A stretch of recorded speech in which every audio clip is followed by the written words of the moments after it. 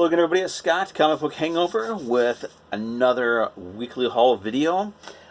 So we're going to just jump into this here. And again, just like last week, at the end of this video, towards the end of this video, there's going to be a little box that's going to show up here somewhere around here. I haven't decided where I'm going to put it yet, but that will take you to the video part that talks about my wall. Because as my regular viewers know, at the end of this part of the video, I always put some certain books up on the wall and talk about them for a few more seconds and then call it a week. So this week we're going to start off with reprints. Sorry, I forgot what the word was, but reprints. So starting off with Detective Comics number 359 Facsimile Edition. This is first appearance of Batgirl. This came out last week, I believe. Wasn't able to pick it up, so I grabbed it this week.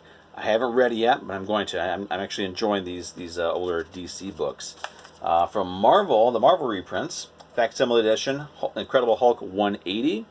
Now this may or may not be a controversial statement that I'm about to make, but to me this is actually the first cameo appearance of Wolverine, not the first full appearance. So to me it doesn't count as first appearance because he's only in there for one panel and he's not really part of the bulk of the story. So it's a cameo appearance, first cameo of Wolverine. And then from the Criminally Insane True Believers line this month, I grabbed this one here. It's a first appearance of Purple Man. It's from Daredevil number 4. Looking forward to reading this one. And this one I don't have to read because I have the original. I've also got these in the Essentials. This is Dracula. This is from Tomb of Dracula number 24. I have the original for this. And so I haven't actually read the original, but as I said, I've got the Essentials. I love the Essentials, Marvel Essentials. So I have read it just in that format. So got those. Those are my reprints for this week. Moving on to DC, Basket Full of Heads number 4. I got the regular cover. The variant cover, I didn't see it. It looked okay, but actually the variant cover for issue 3 I liked a lot. But this one here, I really dig this cover. This series is getting to be really interesting. It is kind of getting to the point where I'm beginning to wonder if all the stuff that's happening is actually happening for real or if it's in her head. Is she actually just killing these people because she can? But a lot of it has to do with this little axe that she has here. So I'm not really sure what's going to go on with this. I think there's 2 more issues for this.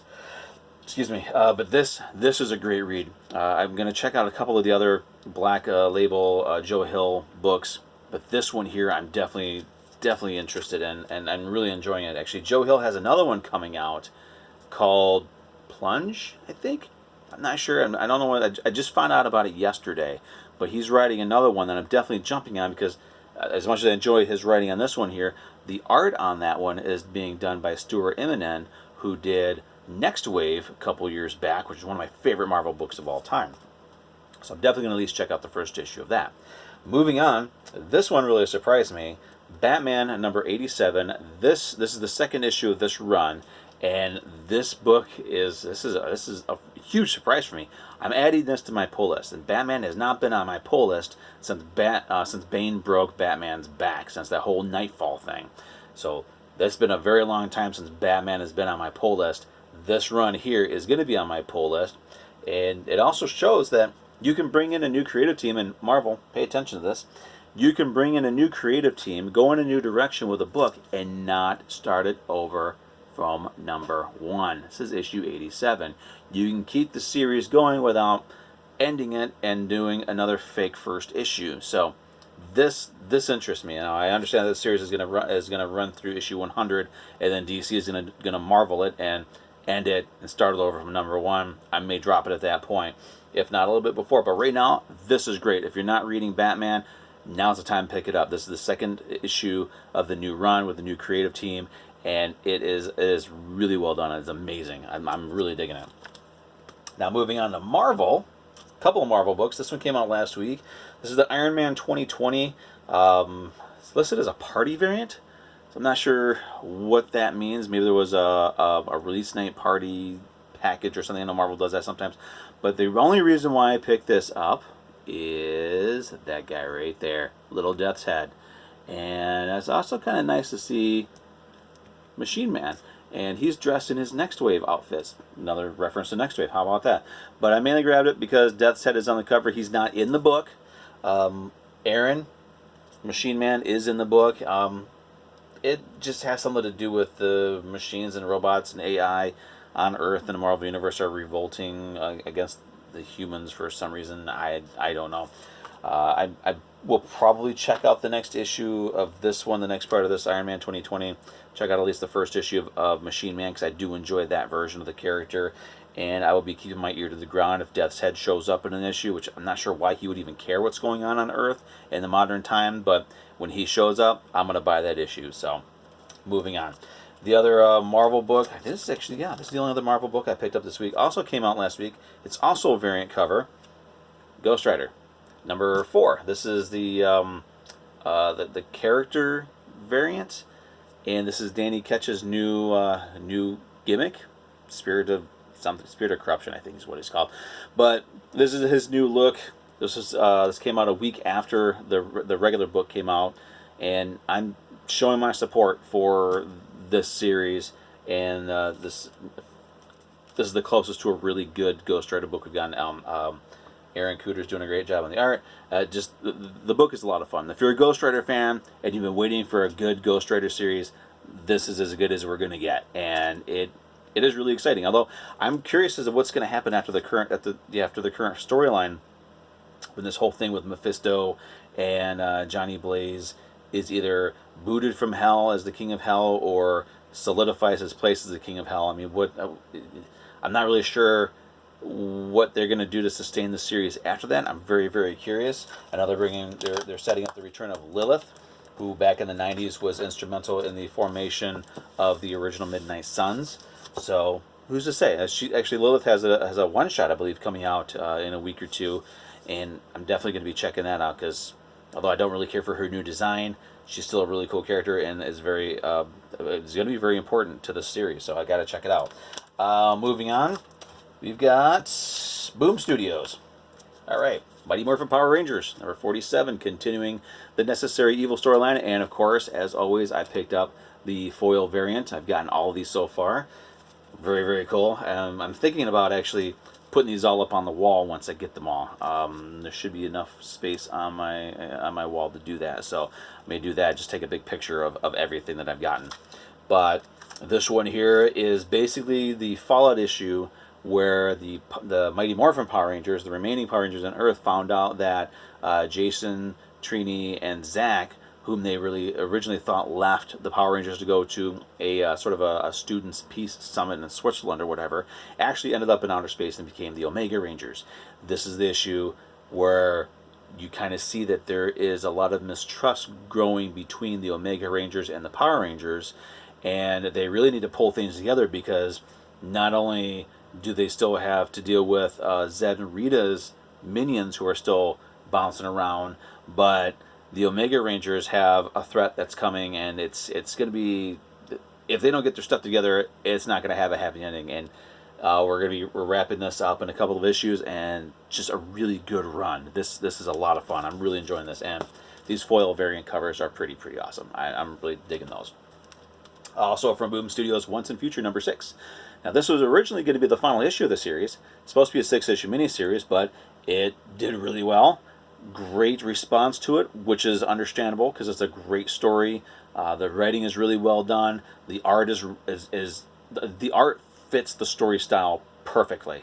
Any other style of art for this book, and I don't think the story would have the same punch that it has. But this one here, we wrap up the first fight between this. I have a hard time remembering his name, but him and King Arthur. He settles some things. They do set up the next story arc, which I'm actually kind of thinking about dropping this book. Not because I don't like it. It's gotten to the point where I'm getting so many books, I got to cut back on something. But that said, this being the end of the first story arc means that the next story arc will be Once and Future Volume 2 when they put it on trade paperback. I will be getting that, because the way they left this off, I'm very curious as to what's going to happen. It's going to be pretty big. If you haven't picked this one up yet, this one and Something is Killing the Children are two of the best new books that I've read out of last year. They're two of the best books out of the past year that I've checked out outside of the mainstream stuff. So great stuff. From Image, one of my favorite books, and this has been consistent too. There's one or two issues that kind of made me think, oh, maybe it's time to drop this book. But then the next issue comes out, and then after I read the next issue, I'm like, yeah, I'm sticking with it. And that would be Middle West. Middle West is an amazing story. You've got Abel, who they really still haven't explained who or what his family is, like the men on his the male side of his family, like his grandfather and his father and him. But he's seemingly with this getting some control over when he loses, when his emotions are high, when he's angry, and he starts to, and his powers or his abilities or whatever you want to call it start to manifest. In this issue, he was able to sort of pull that back and get some control, which does make for some very interesting story ideas that I'm sure are going to be coming up. Scotty Young is knocking this one out of the park. Jorge Corona is just the art. His art is amazing. This is a great series. This is only issue 14. I know there's a couple of trades for it out already. If you're looking for something that's fun, that's interesting, that is a little bit of Wizard of Oz, a little bit of Fables, a little bit of everything, this is the book to check out. And I mean, there's some language in it, but it's all part of the story, and it's a lot of fun. I'm really enjoying it. As I said, this is one of those books that there's been a time or two where I'm thinking, maybe it's time to walk away from it. But then I get the next issue, and the next issue just grabs me by the throat and pulls me right back in, and I love it. This book, I was going to try to get all the issues that I missed, but then I noticed a few things about it. This is going to be Junior High Horrors from Cane Spot.